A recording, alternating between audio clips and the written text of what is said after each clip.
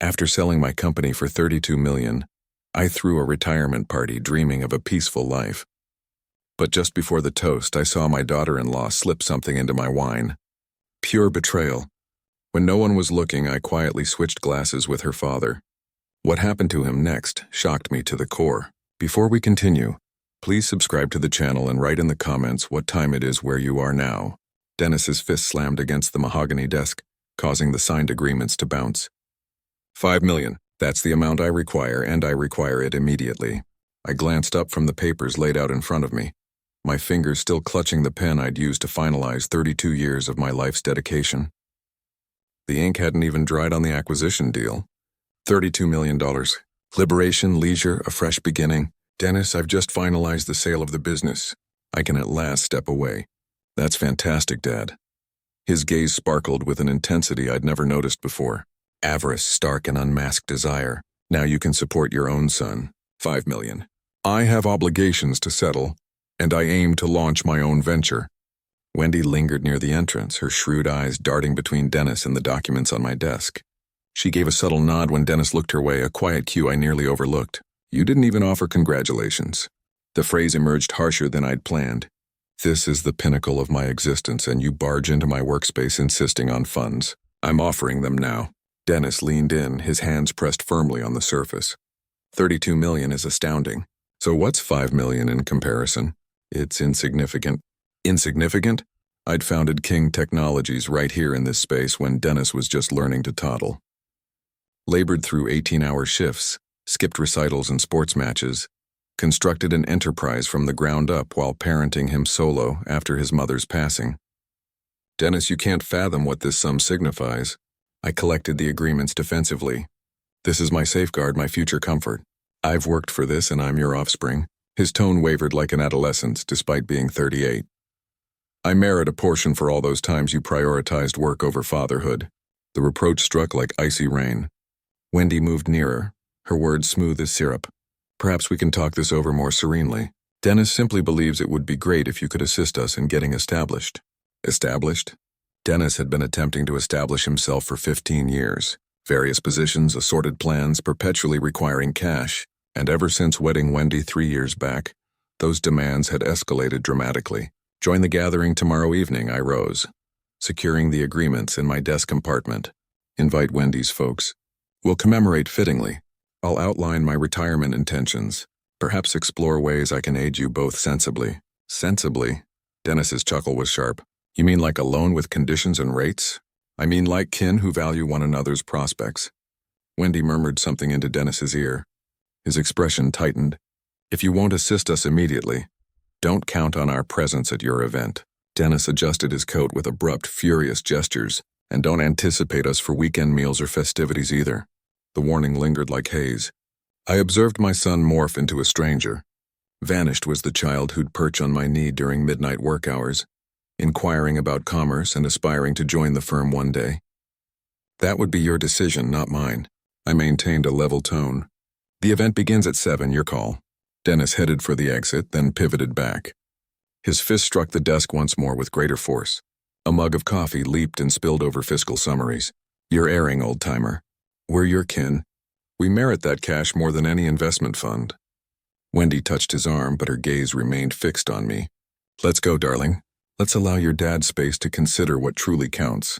They departed side by side. Dennis's posture stiff with rage, Wendy's shoes tapping on the wooden planks.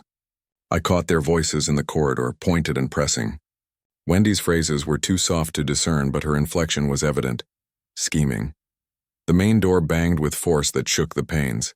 From my office shades, I saw Dennis gun his BMW engine excessively before screeching out of the drive. Wendy occupied the front seat, her mobile already at her ear.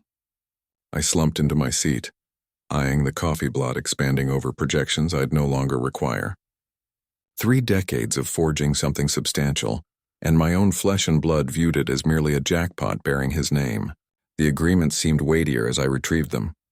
$32 million, more wealth than I'd envisioned as a youthful parent toiling in this tight home workspace.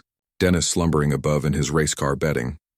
Where had things derailed? When had my son come to regard family as bargaining chips rather than affection? The coffee mark had penetrated 3 sheets of reports by the time I ceased gazing at it. My fingers shook mildly as I shifted the papers to a dry spot. Beyond, twilight shades extended over the grass where Dennis once tossed balls with his grandpa. When did he grow so presumptuous, so manipulative? I recall Dennis at 8, eagerly toting my satchel from the vehicle to the workspace. Dad, when I'm older, I want to assist in managing the firm. His toothy grin had justified every marathon day. That lad would have rejoiced at the sale, posed insightful queries about my leisure plans, embraced me first and foremost. The telephone chimed. Jim Patterson, my longest-standing companion and commercial competitor for 3 decades. Lester, word reached me via the network. 32 million, you brilliant rogue. Jim's chuckles echoed through the room. I assume you're hosting a bash tomorrow at 7 Cal. Can you and Martha attend? Wouldn't skip it for anything. This demands bubbly. Authentic bubbly. After ending the call, I felt a bit more stable. True allies grasped the weight of this occasion. They'd witnessed me erect King Technologies from zilch, endured the tough periods, marked every victory. The catering service picked up on the second tone. Elegant events. Susan speaking. This is Lester King. I require flawlessness for tomorrow's gathering. 50 invitees, drinks and supper. Funds are unlimited. Splendid, Mr. King. We've managed numerous of your business functions. Any dietary needs to note? Ensure abundance of all. This is the paramount festivity of my existence. After verifying specifics with Susan, I contacted my lawyer's firm. The transaction would conclude fully in 30 days. But the pacts were unbreakable. By Halloween, I'd be formally withdrawn and richer than I'd ever pictured. The residence seemed altered without Dennis's hostile vibe tainting the atmosphere. More silent, akin to the dwelling I'd cherished for 25 years. I strolled to the kitchen and uncorked a wine bottle. Nothing extravagant, just a way to honor the instant rightly. My device vibrated. Dennis. I allowed it to ring. 2 additional calls came swiftly after. Then a message. Dad, we must converse. This is crucial. Crucial to whom? Matters were always crucial to Dennis when finances were at stake. His charge card debts, his vehicle installments, his venture ideas that never succeeded. But my triumphs, my aspirations, those had never appeared pressing enough for his notice. The wine savored superior to pricey fizz. I'd merited each swallow via years of prudent choices and measured gambles. Dennis sought to stroll in and seize a fortune he'd had no role in building. Another message came. Wendy's folks wish to greet you prior to the event. Can we stop by around 6 an hour tomorrow? I pondered the note for ages. Homer and my Thompson, former educator and household manager from Wisconsin. I'd encountered them twice, each briefly. Agreeable folks, if somewhat daunted by their daughter's drives. Were they aware of Dennis's request? Were they involved in whatever plot Wendy was devising? My image reflected from the kitchen pane, appearing more aged than I sensed. 65 years at last prosperous enough to relish existence, and my sole offspring perceived me as a cash dispenser. The wine container was half depleted when I resolved. Tomorrow's festivity would proceed precisely as intended. Companions who truly valued my accomplishment would rejoice alongside me. If Dennis opted to abstain, that would disclose all I needed regarding his values. I extinguished the kitchen illumination and ascended. In my sleeping quarters, I extracted the invitee roster I'd compiled all week. 28 verified participants thus far. Individuals who'd bolstered King Technologies through highs and lows. Folks who comprehended what 30 years of commitment truly entailed. Dennis's name wasn't listed. I hadn't included it since I'd presumed kin would attend naturally. Perhaps it was time to cease presuming anything about my son. The kin portrait weighed more than expected as I hoisted it from the shelf. Dennis at 10, his toothy beam wide as can be, positioned next to me at the King Technologies opening for our initial proper structure. His tiny palm clasped my bigger one with complete faith, adoration gleaming in his gaze. I eased into my leather seat, examining that pure countenance. When had respect soured into presumption? When had affection shifted to negotiation? The insight arrived with uneasy sharpness. Wendy, not wholly just, maybe. Dennis had displayed hints of unease before encountering her. The career shifts, the quick wealth plots, the slow withdrawal from family customs. But Wendy had honed those traits into keen-edged drive. I recollected their nuptials 3 years prior.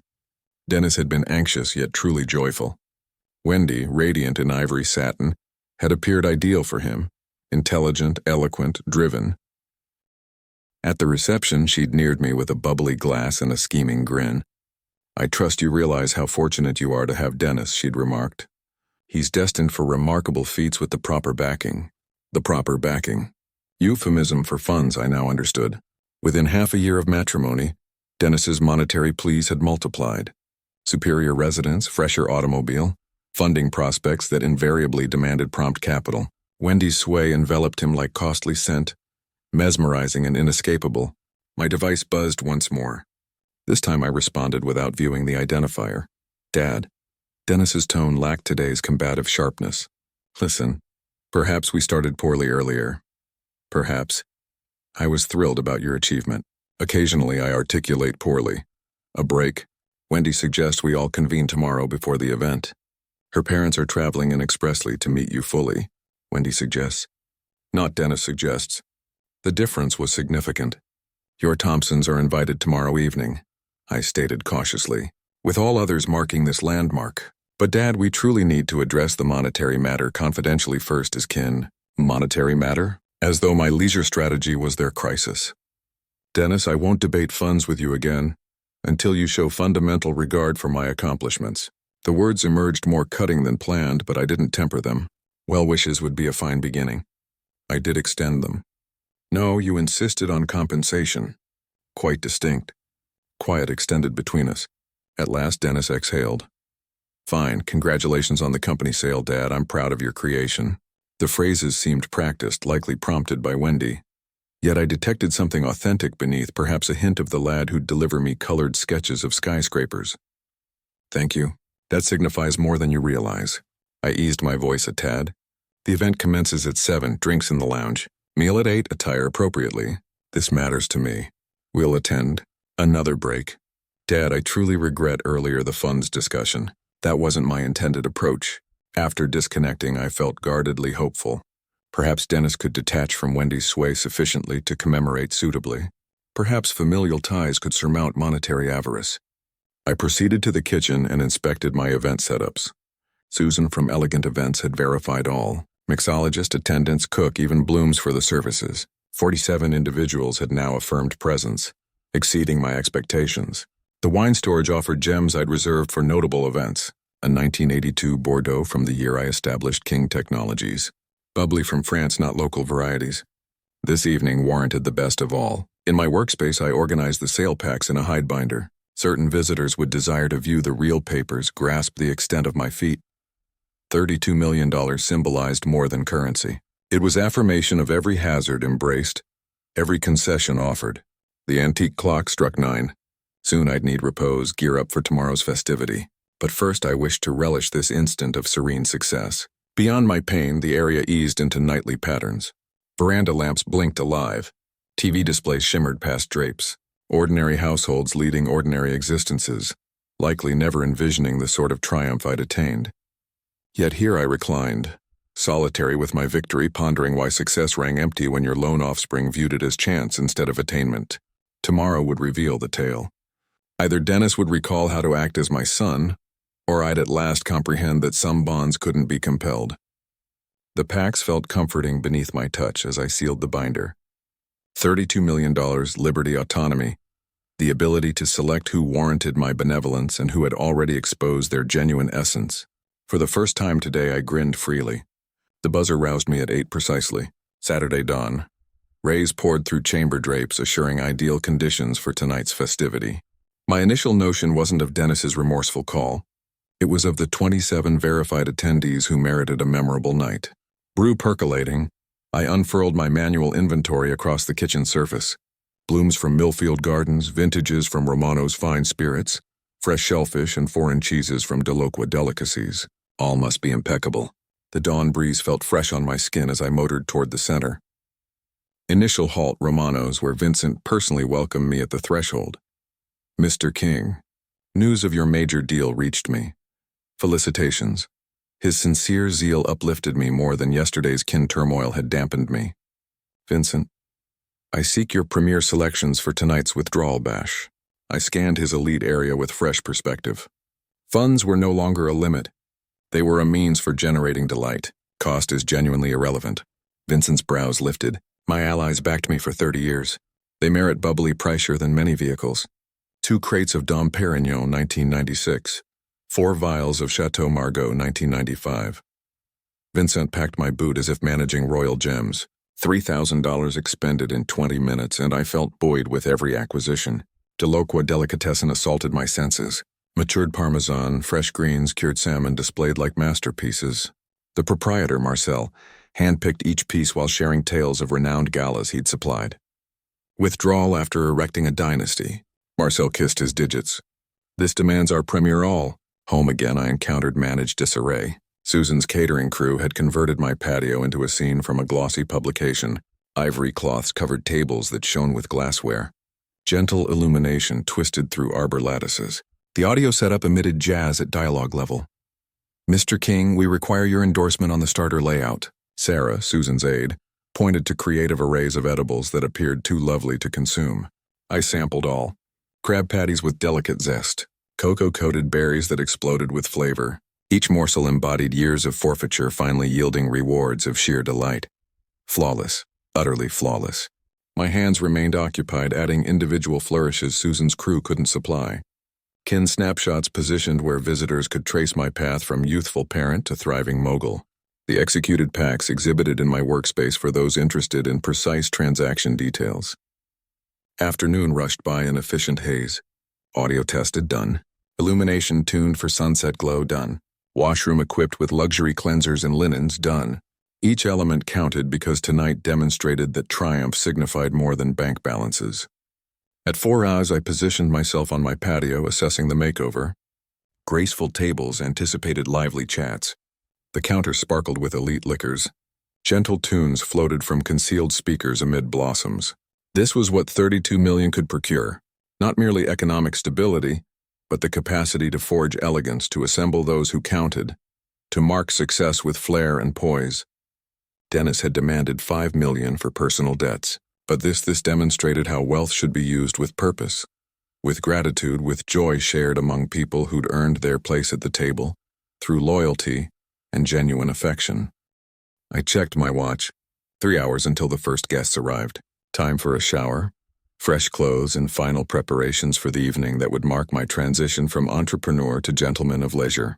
The contracts sat in their leather portfolio, waiting to be shared with friends who would understand their significance, not as lottery tickets demanding immediate payout, but as proof that dreams pursued with determination could indeed come true. The doorbell's first chime found me adjusting my tie in the hallway mirror. Deep breath.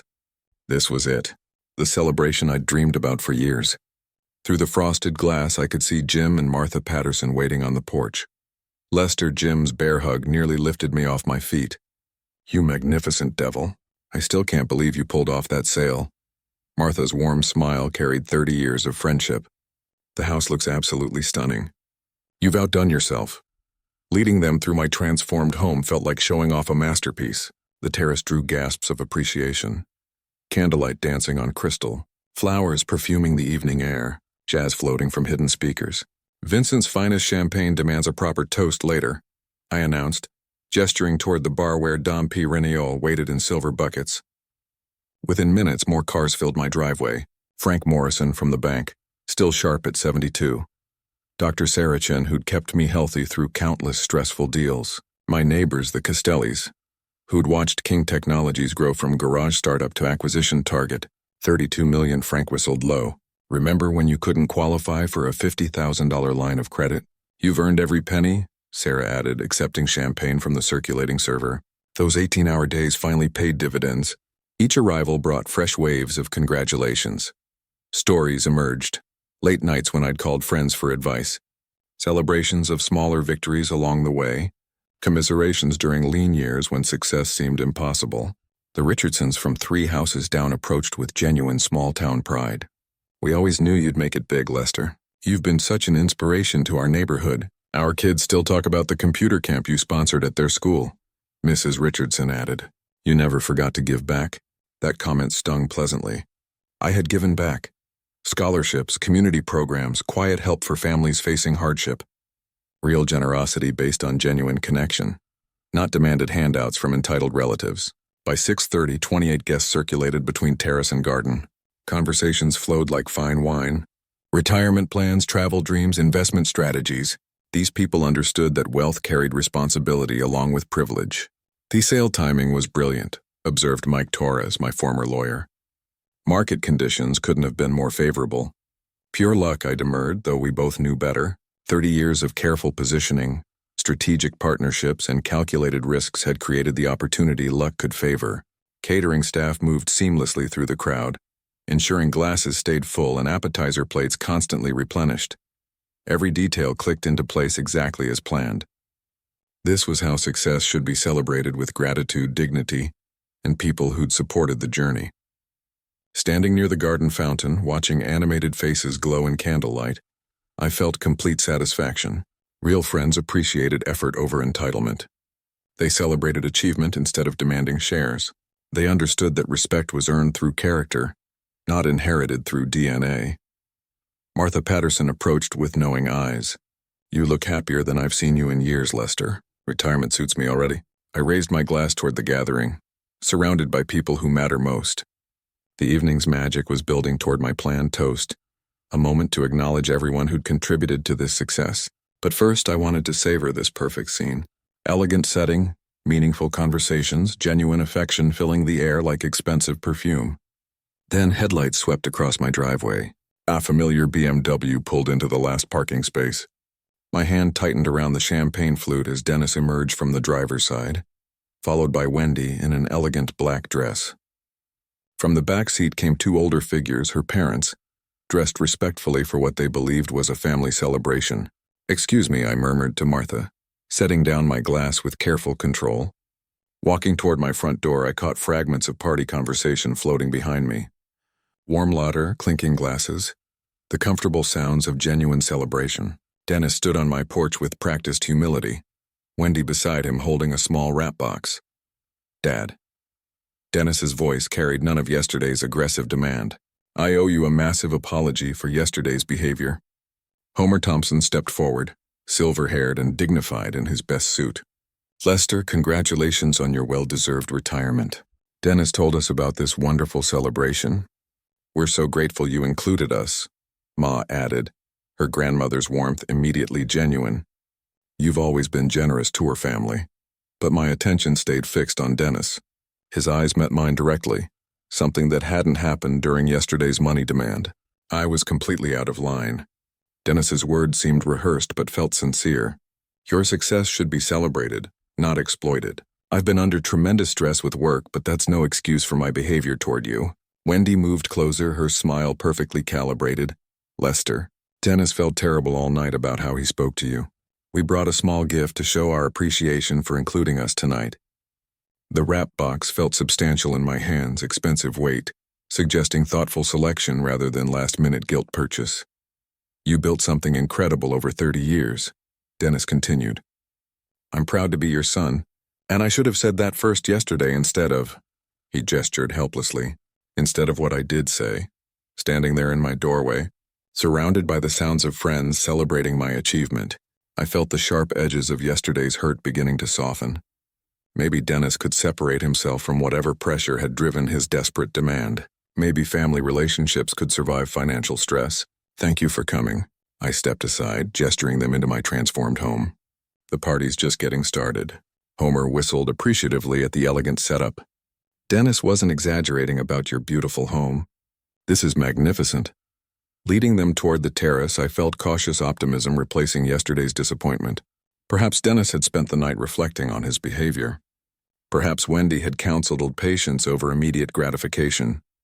Perhaps tonight could bridge the gap yesterday had torn open. "Lester, your decorations are absolutely stunning." Wendy's compliment seemed genuine as she surveyed candle-lit tables and flower arrangements. "What an amazing way to celebrate your achievement." My friends welcomed the family arrivals with typical warmth. Jim Patterson shook hands enthusiastically with Homer, immediately diving into conversation about teaching careers. Martha engaged my in animated discussion about gardening techniques. "Everyone, I'd like you to meet my son Dennis and his wife Wendy, plus Wendy's parents Homer and my Thompson." The introduction felt natural, healing some invisible wound from yesterday's confrontation. Dennis moved through introductions with genuine grace, asking thoughtful questions about my friendships and business relationships. No mention of money, no hints about financial expectations, just a son appearing proud of his father's accomplishments. "Your father's been an inspiration to our entire community," Mrs. Richardson told Dennis warmly. "He never forgot to help others, even while building his own success." "That sounds exactly like Dad," Dennis replied, glancing my way with what looked like authentic admiration. Wendy positioned herself near the bar, charming the catering staff while offering to help refresh drinks. Her social skills impressed even my most discerning friends. She asked intelligent questions about retirement planning, showed genuine interest in family stories, played the perfect supportive daughter-in-law. "We should add chairs for the family," I told Susan's assistant, who quickly arranged additional seating at the main table. The party atmosphere shifted subtly with family inclusion, more complete somehow, as if the celebration had been waiting for these final pieces. Homer's teaching stories entertained the group. My quiet wisdom complemented more assertive personalities perfectly. Standing back near the garden fountain, I watched this perfect scene unfold. Friends and family mingling naturally, meaningful conversations flowing between generations, my achievement celebrated by everyone who mattered most. "This is exactly what I hoped for," I murmured to myself, watching Dennis laugh genuinely at one of Jim's business anecdotes. Maybe yesterday's conflict had been necessary, a clearing of air before true reconciliation. Maybe family bonds were stronger than momentary greed. Leading Dennis and his family toward the main seating area felt like completing a perfect picture. Homer immediately connected with Dr. Chen over shared stories about career transitions, while Mai charmed the Castellis with questions about their rose garden. "Dad, you should tell everyone about that European river cruise you're planning." Dennis's enthusiasm seemed genuinely infectious as he helped refresh drinks for nearby guests.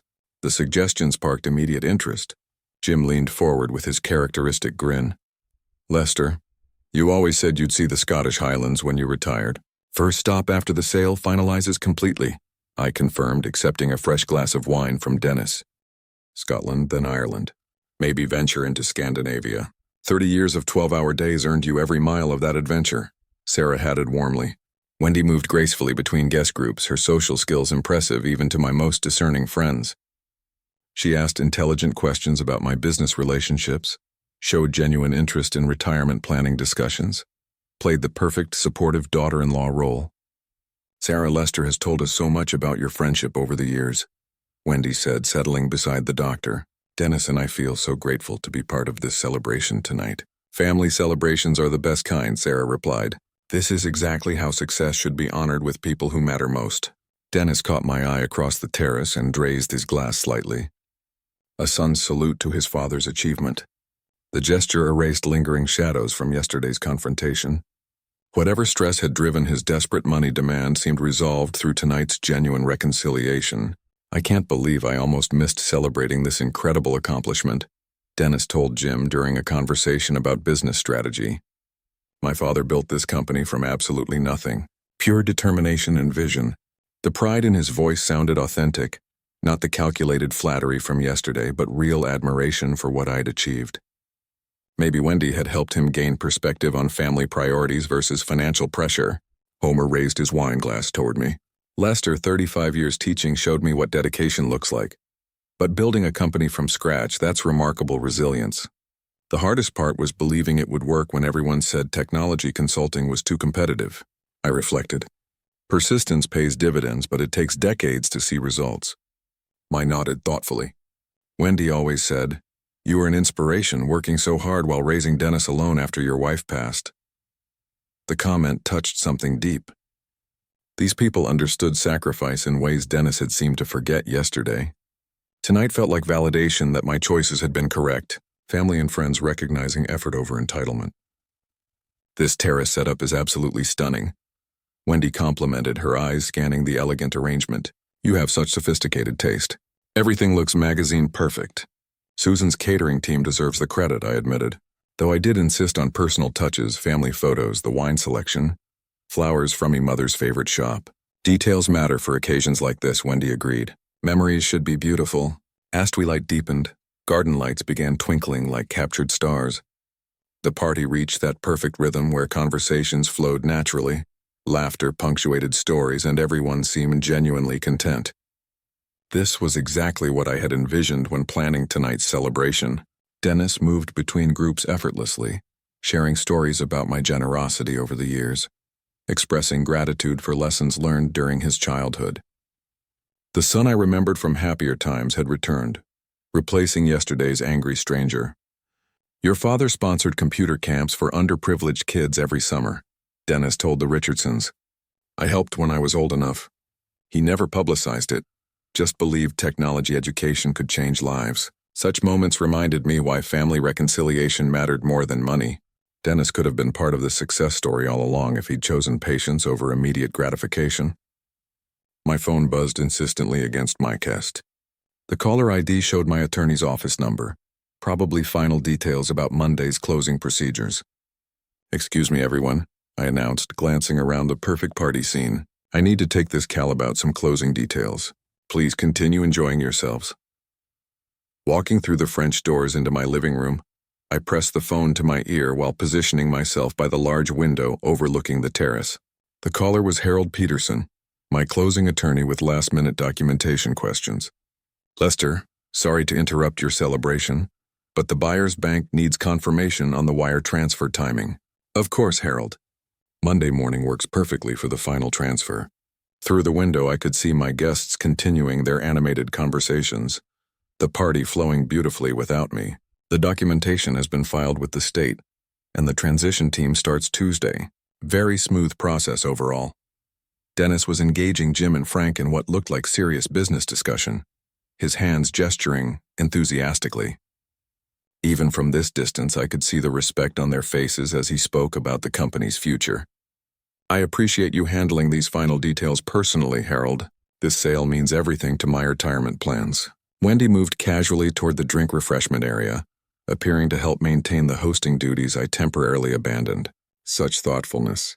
She was proving herself the ideal daughter-in-law I'd hoped Dennis would find. The buyer is impressed with your operational documentation. They're confident about the transition. Something caught my peripheral vision. Wendy had paused beside the drink table, her back to most of the guests.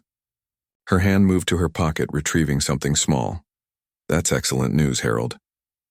My words died as I watched Wendy's movements more closely. She palmed something tiny, a small packet or envelope, while glancing around to ensure no one was watching her. Then, with practiced smoothness, she moved her hand over my wine glass. My breath stopped. A fine powder fell from the packet into my drink. Quick, deliberate, unmistakable. Lester, are you still there? Yes, I'm here. My voice sounded distant even to myself. Wendy was stirring my wine glass with a cocktail stirrer, dispersing whatever she'd added. Should we schedule a final call before the wire transfer Monday? Wendy pocketed the empty packet and stirrer, then moved away from the table with the same casual grace she'd approached. No one else had noticed. The guests remained absorbed in their conversations, completely unaware that someone had just poisoned my drink. Harold, I'm sorry, but something urgent has come up here. My hand trembled slightly, holding the phone. Can we finalize everything first thing Monday morning? Of course, enjoy your celebration, Lester. You've earned it. Through the window, I watched Wendy rejoin the main conversation group, her smile bright and natural. She positioned herself where she could observe the drink table while appearing engaged with other guests. My mind raced through the implications, the reconciliation, the apologies, the perfect daughter-in-law performance, all calculated manipulation leading to this moment. They weren't here to celebrate my success. They were here to ensure I didn't live to enjoy it. Dennis seemed genuinely unaware, still engaged in animated conversation with Jim. His reformation appeared authentic, which meant Wendy was operating without his knowledge. She'd used his legitimate guilt over yesterday's confrontation as cover for her own deadly plan. The wine glass sat innocently on the table, indistinguishable from any other drink at the party, but I knew what it contained now. One sip would be enough. Whatever poison she'd used was likely fast-acting and designed to mimic a heart attack or stroke. A wealthy 65-year-old man celebrating with alcohol. Who would question a sudden medical emergency? But she'd made one critical mistake. She hadn't realized I was watching. Taking a deep breath, I straightened my shoulders and prepared to return to the party. The game had changed completely, but I held the advantage now. Wendy thought she was executing a perfect murder. Instead, she'd just revealed herself as the enemy I needed to defeat. Time to turn the tables on my would-be killer. Stepping back onto the terrace, I maintained the same warm smile I'd worn all evening, though my heart hammered against my ribs. Wendy glanced up as I rejoined the group, her eyes immediately tracking up toward the drink table where my poisoned wine waited. "Everything settled with the closing details?" she asked with perfect innocence. "Just some final paperwork formalities," I replied, moving naturally toward my usual position. "Nothing that can't wait until Monday morning." The poison was invisible, odorless, probably tasteless, professional grade meant to simulate natural causes. But Wendy had underestimated her target. I'd survived 30 years in competitive business by staying 3 moves ahead of people trying to destroy me. "Lester, shouldn't we have a proper toast to your retirement?" Wendy's suggestion carried subtle urgency. "Everyone's been waiting to officially celebrate your success." Jim nodded enthusiastically. "Absolutely, this moment deserves champagne and speeches. This seems like the perfect moment with family and friends together." Wendy continued, building momentum. "Your wine glass is right there, ready for the toast." She was pushing toward the poisoning execution with calculated pressure disguised as party enthusiasm. Every word designed to get that glass to my lips quickly. "Excellent idea," I agreed readily. "But first, Dennis and Wendy, could you help me with something in the kitchen? I want to get that special bottle of damp Renon we discussed, the 1996 vintage, and the good crystal champagne flutes for the proper ceremony." Dennis straightened with obvious pleasure at being included in the preparation. "Of course, Dad. You know where everything's stored better than we do. This will make the toast even more special," I added, making the request sound important and host-like. Family involvement in the celebration setup. As they headed inside together, I turned to Homer with practiced casualness. "Homer, how are you adjusting to retirement from teaching? 35 years in education. That's remarkable dedication." Homer's eyes lit with the enthusiasm educators always showed discussing their careers. "Well, the transition has been fascinating. After 3 decades of September schedules, I'm still adjusting to flexible time." While he spoke, gesturing expressively about retirement challenges, I moved closer to the drink table. Homer's wine glass sat 18 in front of him. Similar shape, identical red wine, close enough positioning for a quick exchange. "Have you and my thought about traveling?" I continued, keeping him engaged while scanning guest positions. Jim was deep in conversation with Frank about market trends. Sarah and I discussed garden planning. The other guests were naturally absorbed in their own discussions. No one was watching the drink table. "Oh yes, we've been planning a trip to visit national parks," Homer continued enthusiastically. "Yellowstone first, then maybe the Grand Canyon." In one smooth motion, I switched the glasses. Homer's untainted wine moved to my usual position. My poison glass shifted to a spot. The exchange took 3 seconds and looked like natural table rearrangement during conversation. "That sounds wonderful. The Western parks are spectacular this time of year," I replied, stepping slightly away from the table. As Homer continued history about retirement planning, my pulse gradually steadied as the immediate danger passed. Wendy's poison now waited in Homer's glass instead of mine. The sweet irony of using her own father-in-law as an unknowing shield felt perfectly appropriate. Dennis and Wendy emerged from the kitchen carrying the damp wren and crystal flutes, their faces bright with anticipation of the coming celebration. "Everything's ready for the proper toast," Dennis announced, setting the champagne bottle on the table with ceremony. Wendy's gaze immediately moved to the drink table, confirming that my wine glass remained in position. Her satisfied smile revealed complete confidence in her planned success. "Perfect timing," I declared, moving toward my switched glass while watching Wendy's expectant face. "Let's make this toast memorable." She positioned herself to observe my drinking, eager to witness the poison's effects. Her father sat beside his deadly glass, completely unaware that his daughter had just tried to murder his host, using him as an unwitting accomplice. "Everyone, please gather around," I called out, raising the glass that should have killed me. The irony was exquisite. Wendy thought she was watching her victim approach death when she'd actually just set up her own father for the fate she'd intended for me. Time for the evening's real entertainment to begin. Everyone gathered expectantly around the elegantly set table, glasses raised in anticipation of my retirement speech. The moment felt perfect. Candlelight dancing on crystal, friends and family united in celebration, the soft evening air carrying the promise of new beginnings. Friends, this truly is the most meaningful evening of my life. I stood confidently, commanding attention, while internally preparing for the drama about to unfold. 30 years of building something from nothing, And here I am surrounded by people who matter. Wendy positioned herself with a clear view of my wine glass, her eyes bright with anticipation. She had no idea that her carefully planned murder was about to become her public downfall. Your friendship and support have made this success possible, I continued, scanning faces that had supported me through decades of struggle. Tonight I want to talk about loyalty, about trust, about what family really means. The shift in my tone caught some attention. Jim raised an eyebrow, sensing something different in my usual speech pattern. I've learned that not everyone who claims to love you actually does. My gaze moved deliberately toward Wendy, whose confident smile faltered slightly. Some people see success and think only of what they can take from it. Dennis leaned forward, confused by the growing tension in what should have been a celebratory moment. The other guests exchanged glances, uncertain where this speech was heading.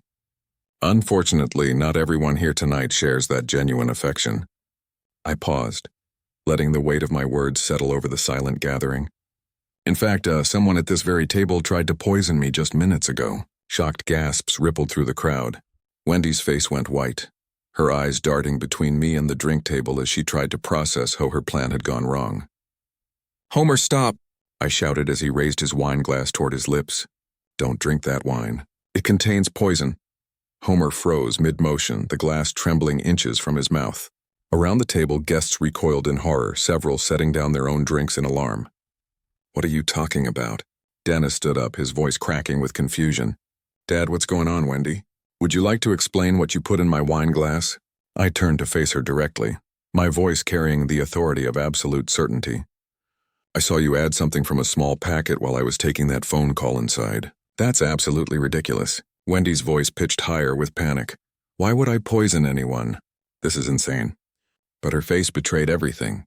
The color draining from her cheeks, her hands trembling as she gripped the back of her chair, her eyes calculating escape routes even as she protested innocence. "You looked around to make sure no one was watching," I continued relentlessly. "You stirred it and then pocketed the evidence immediately afterward." Dennis stared at his wife with growing horror. "Wendy, tell him he's wrong. Tell everyone this is some kind of mistake." "Of course it's a mistake," she snapped, but her voice carried desperation now. "Lester, you must have seen something else. I was just helping with the drinks."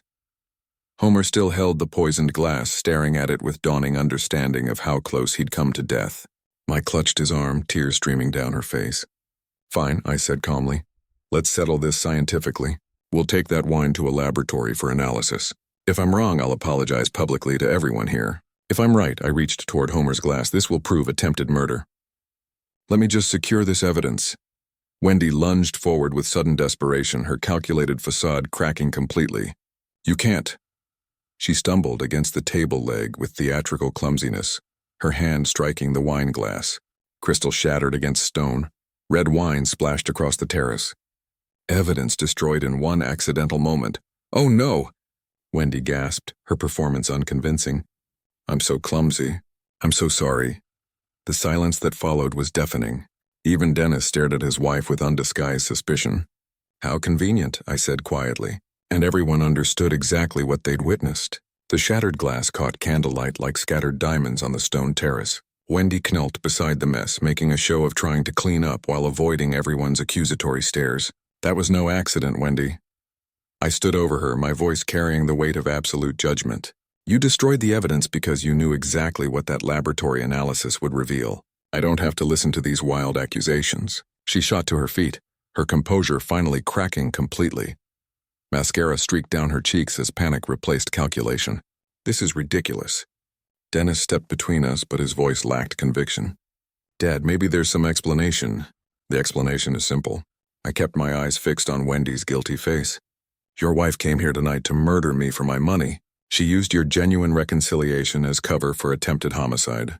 "That's a lie." Wendy's voice rose to near hysteria. "Dennis, are you going to let him talk about me this way?" But Dennis was staring at his wife with dawning recognition. "The money demand yesterday. You pushed me to ask for $5 million.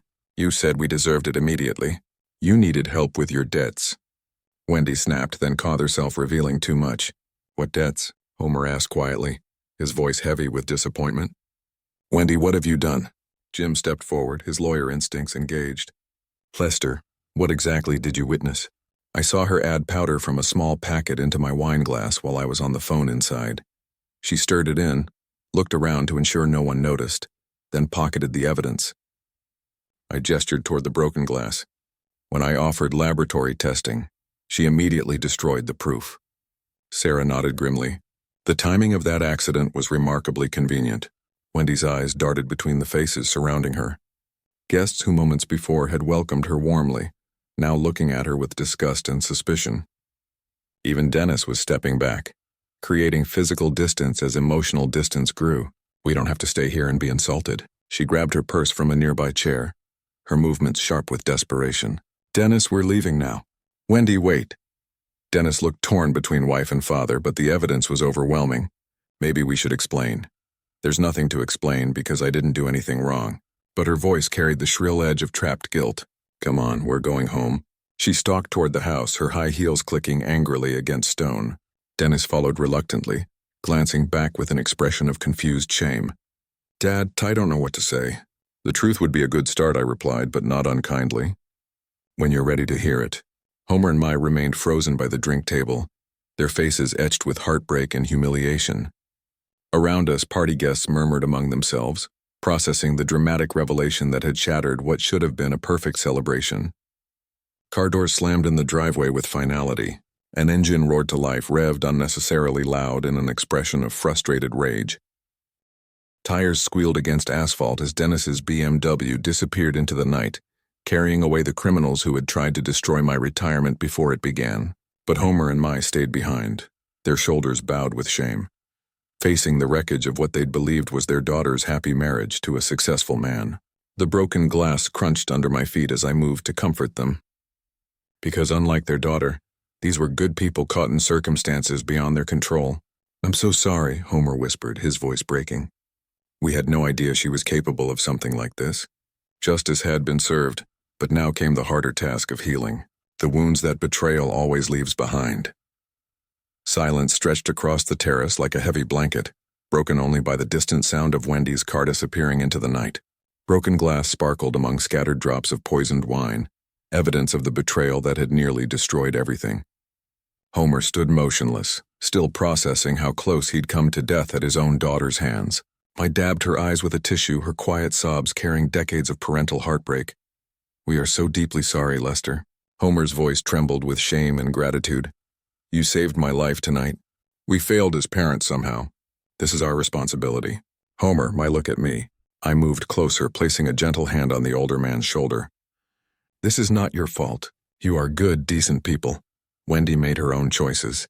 You didn't raise her to be a criminal. But we must have missed something, I whispered.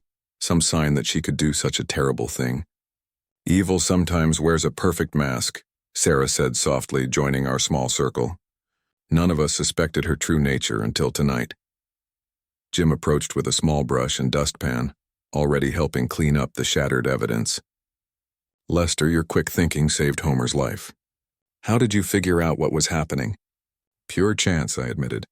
I was by the window taking a business call when I saw her add something to my wine. At first I couldn't believe what I was seeing. You handled that situation with incredible grace, Frank Morrison added, his banker's instincts appreciating strategic thinking under pressure. Most people would have panicked or confronted her immediately. Other guests gradually joined our conversation, their initial shock transforming into admiration for how I'd protected an innocent man while exposing a murderer. The catering staff quietly replaced broken items and brought fresh glasses, helping restore order to chaos. I keep thinking about how she encouraged that toast, Martha Patterson observed with a shudder. She was eager to watch you drink poison, but she underestimated Lester's intelligence, Dr. Chen replied. And now Homer in my safe. That's what matters most. Homer raised his new glass toward me, his hand steadier now to a man who proved that good can triumph over evil, even within families. To Lester, the group echoed, their voices carrying genuine warmth and respect. But I raised my own glass toward Homer and Mai instead. To people who show grace under impossible circumstances. Homer and Mai, you are welcome in my life always. Tonight taught me the difference between family you're born with and family you choose. My tears shifted from sadness to gratitude. We don't deserve your kindness after what our daughter tried to do. Your daughter's choices reflect her character, not yours, I replied firmly. You stayed when she ran. You faced truth when she chose lies. That tells me everything I need to know about your hearts. As the evening progressed, conversations gradually returned to celebration. The attempted murder became a story of justice served, friendship proven, and wisdom rewarded. Homer shared memories of my generosity over the years, painting a picture of consistent character that made Wendy's betrayal even more shocking by contrast. You sponsored those computer camps every summer, Homer told the other guests. Never wanted credit, just believed technology education could change lives. That's the Lester we know, Jim confirmed. Success never changed his values. By 10, the last guests were departing with promises to stay connected during my retirement. Homer and Mai insisted on helping with final cleanup, their way of contributing something positive after their daughter's destructive act. Standing on my terrace as they finished clearing tables, I surveyed the scene of my triumph. Justice had been served without legal complications. An innocent man had been protected. Toxic relationships had been severed cleanly. Most importantly, my retirement was beginning with absolute clarity about which relationships deserved my time and which people had earned their place in my chosen family. The contracts for my $32 million sale sat safely in my study, waiting to fund adventures with people who valued me for reasons beyond money. Tomorrow would bring new possibilities, free from manipulation and false loyalty. Tonight had proven that wisdom, patience, and quick thinking could defeat even the most calculated evil. And sometimes the best revenge was simply letting criminals expose themselves to everyone who mattered. If you like this story, please like this video, subscribe to the channel, and share your impressions of this story in the comments. To listen to the next story, click on the box on the left. Thank you for watching.